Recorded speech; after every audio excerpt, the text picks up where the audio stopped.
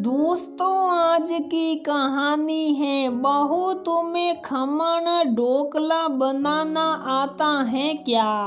दोस्तों, कहानी शुरू करने से पहले अगर आपने हमारे चैनल को सब्सक्राइब नहीं किया है तो सब्सक्राइब कर लीजिए ताकि आपके पास पहुंचे हर नया वीडियो।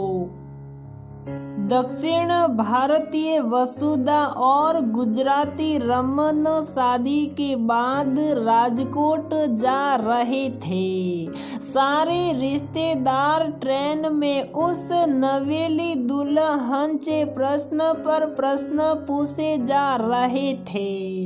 कोई पूछता तुम खमन ढोकला बना लेती हो, कोई पूछता तुम थेपला बना लेती हो, कोई कहता खाकरा कैसे बनाते हैं। घबराई हुई वसुधा सबको हाँ में जवाब दे रही थी। सासू माँ बोली, चलो ठीक है, घर चल कर बनवा लेंगे। वसुधा के माथे पर पसीना आ गया। जैसे भाप कर रमन उसके पास आकर बैठ गया। वसुधा ने उसे निरीह भाव से देखा और धीरे से बोली, मेरे को कुछ नहीं आता। रमन बोला, घबराओ मत, मैं हूं ना। रमन का स्पर्श और उसकी परवाह ने वसुधा को संभल दिया। हंसी मजाक और चुटकुलों के साथ उनका राजकोट तक का सफर पूरा हुआ। द्वार पर नई नवेली दुल्हन का स्वागत चावल के कलश से हुआ। सासू माँ ने उसकी आरती उतारी और पानी उतारा। प्यार से उसे ड्राइंग रूम में बैठा दिया गया। पंजाबी सास, बंगाली जेठानी, मराठी देवरानी, दक्षिण भारतीय मामी, उत्तर भारतीय सासी सास, गुजराती नंदुई, सभी बड़े प्यार से रहते, मिलजुल कर हंसते बोलते। सभी उससे बड़े प्यार से पेश आते। सारा परिवार एक मिनी भारत का प्रतिनिधित्व करता नजर आता। वसुधा उन सभी घर वालों का आपसी प्यार देखकर अभिभूत हो रही थी। इकलौती बेटी थी। मायके में रिश्तेदारों से ज्यादा मेल जोल नहीं था। इतने अच्छे रिश्तेदार हो तो किसी और की क्या जरूरत है। उसे बड़ा आनंद आ रहा था। फिल्मों में ऐसा परिवार देखा था, परंतु सहपाठियों के अनुसार ससुराल पहुंचते ही तानों और मांगों की वजह से घुटन होने लगती है। यही सुना था वसुधा ने। ससुराल की प्रथम रात्रि में उसे रमन एक बहुत ही सुलझा हुआ इंसान लगा। अपने भाग्य को सराहते हुए तृप्त होकर वसुधा की आंख कब लग गई पता ही ना चला। सुबह संगीत का रियाज करती थी मायके में, इसलिए उसकी जल्दी उठने की आदत थी। जल्दी से उठकर नहा धोकर गुलाबी रंग की साड़ी पहनकर आईने के सामने तैयार होने लगी। जैसे ही वह मुड़ी, अपलक रमन को निहारते देख शर्मा गई।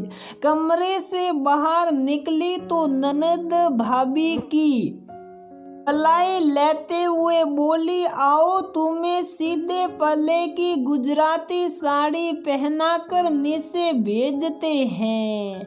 नीचे पहुंची तो सास के शरण सोते हुए बोली, माँ जी मुझे गुजराती खाना बनाना नहीं आता, क्या आप मुझे सिखाएगी, वरना मैं सबकी फरमाइशें कैसे पूरी करूंगी।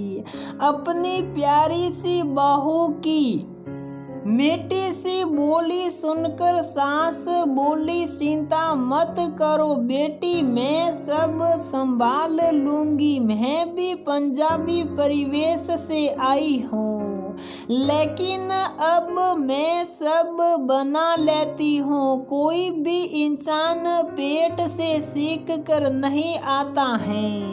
एक वादा करो, तुम्हें ये सब चीजें धीरे धीरे सीखनी होगी। माँ जी मैं आपको शिकायत का मौका नहीं दूंगी। नाश्ते के समय सभी लोग डाइनिंग टेबल पर इकट्ठे हो गए। माँ जी ने ढोकले, थेपले, खाकरा, खांडवी, हांडवो आदि बनाकर पेश किया। लो जी मैंने और बहू ने मिलकर बनाया है।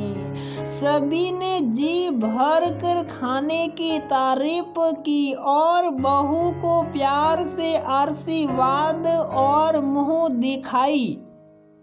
सुल बोले, नंदुई जी बोले, चलो अंतराक्षरी खेलते हैं। मस्ती मजाक के माहौल में वसुधा सोच में डूब गई। जिंदगी का ये रंग तो मैंने कभी देखा ही नहीं। रिश्तों के कई रंगों का ये गुलदस्ता पारदर्शी गुलदान में यूं ही महकता रहे और मैं भी इसका एक हिस्सा बनी रहूं। आगे क्या होगा ये मैं क्यों सोचूं। मुझे तो इस घर की नींव बहुत मजबूत लग रही है। क्या सोचने लगी भाभी जी। अब गाने की बारी आपकी है। दक्षिण भारतीय वैसे भी गाने में बहुत पारंगत होते हैं। अपनी बहू की मधुर आवाज सुनकर सभी भाव विभोर हो गए। एक रस्म के अनुसार सभी ने नई दुल्हन से अपनी मांगे पूरी करवाई। ससुर बोले, धरती पर इंद्रधनुष ला सकती हो। संजना ने रंगोली मंगवाकर जमीन पर इंद्रधनुष बना दिया। मेरा रंग बिरंगा प्यार भरा परिवार। दोस्तों जब एक लड़की दुल्हन बनकर दूसरे घर में प्रवेश करती है, सबसे ज्यादा घबराई हुई होती है।